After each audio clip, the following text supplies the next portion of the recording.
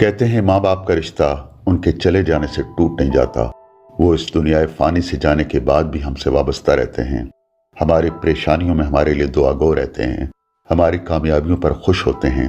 उनकी आंखें हमेशा हमारी निगरां रहती हैं। वो हमारे फैसलों में गैर महसूस तरीके से हमारी मदद करते हैं।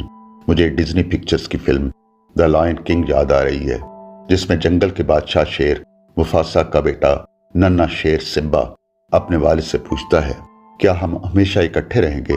क्या आप हमेशा हमारी रहनुमाई के लिए मौजूद रहेंगे? मुफासा अपने बेटे सिम्बा को तसल्ली देते हुए कहता है, सिम्बा, मैं आज तुम्हें वो बात बताता हूँ जो मुझे मेरे वालिद ने बताई थी। माजी के सारे बादशाह आसमान पर तारों से हमें झांक रहे हैं।